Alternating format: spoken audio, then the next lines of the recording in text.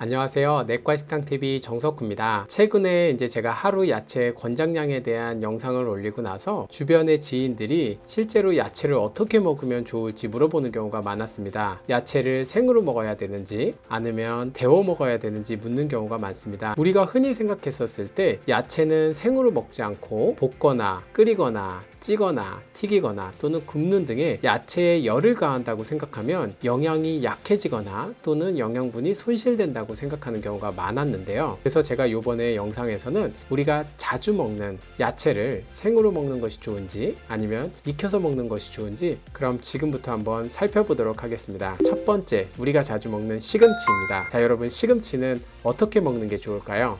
생으로 먹는 게 좋을까요? 아니면 데워서 먹는 게 좋을까요? 정답은 데워서 먹는 게 좋습니다. 시금치에는 잎이 많아 뽀빠이 야채로 불리고 있습니다. 이 시금치 잎에는 비타민 C라든가 비타민 B6 또는 마그네슘, 철, 칼슘 등이 풍부합니다. 그래서 시금치를 익혀 먹는다면 더 많은 철분과 칼슘을 우리 몸에서 흡수하게 될 수가 있습니다. 또한 시금치에는 장에서 칼슘과 철분과 결합해서 흡수를 차단하는 화합물인 옥살산염이 풍부한데요. 이를 데워 먹거나 익혀 먹는 요리를 통한다면 이 옥살레이트의 일부를 제거해서 이 효과를 줄이는 데 도움이 될 수가 있습니다. 하지만 데워 먹는다고 해서 무조건 좋은 점은 아니고 이 시금치를 고온으로 가열 시에는 일부 비타민 B나 C 등이 손실될 수 있는 단점이 있습니다. 두 번째로 우리가 자주 먹는 음식, 버섯입니다. 버섯은 어떤 방법으로 먹는 게 좋을까요? 버섯 같은 경우에는 아까 시금치와 마찬가지로 익혀서 먹는 것이 좋습니다. 버섯을 익히면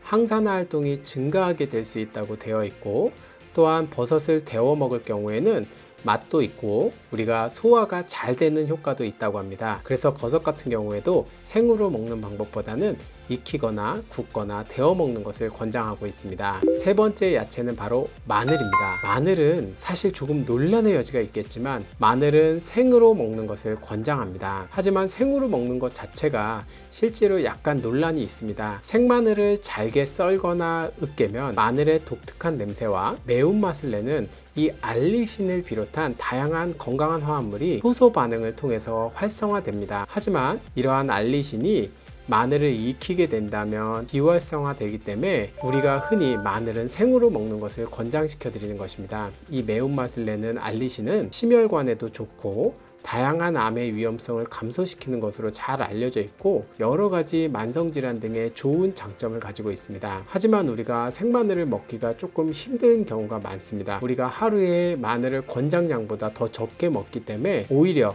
익혀서 먹는 것을 권장하는 일부 연구가들도 있습니다. 그래서 제 생각은 마늘을 익혀 먹든 생으로 먹든 자신에게 가장 좋은 방법으로 1일 권장량에 맞춰 드시는 것이 더 좋을 것 같습니다. 왜냐하면 생마늘보다는 익힌 마늘이 우리가 먹기가 훨씬 더 편하고 쉽기 때문입니다. 네 번째로 당근입니다.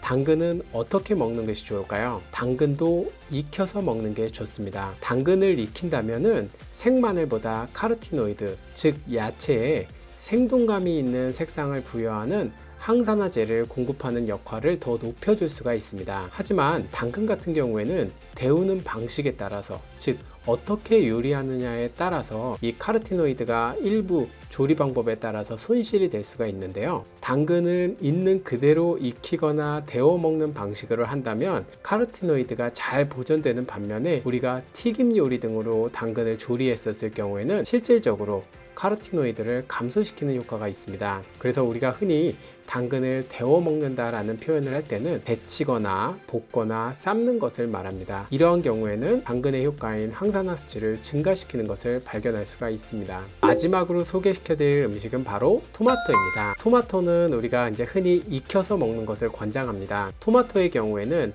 뇌졸중, 심혈관계 질환뿐만 아니라 특정 암의 위험을 감소시킬 수가 있습니다. 또한 토마토에 포함되어 있는 강력한 항산화제인 니콘펜이 아주 중요한 역할을 하는데요. 요리 시에 우리가 토마토 요리를 했었을 때 데우거나 열을 가했을 때 발생하는 이 열로 인해서 리코펜의 모양을 변화시켜서 우리 신체가 더 쉽게 흡수할 수 있도록 도와줄 수가 있습니다. 그래서 토마토의 경우는 데우는 방식으로 먹도록 권고하고 있습니다. 지금까지 우리가 이제 일상생활에서 자주 먹는 야채를 어떻게 먹어야 되는지 소개시켜 드렸습니다. 여러 가지 방식으로 각각 야채에 대해서 권장 조리 방법을 설명드렸지만 제가 가장 중요하게 생각하는 것은 1일 권장량의 야채를 드시는 것이 무엇보다 가장 중요할 것으로 생각합니다. 감사합니다.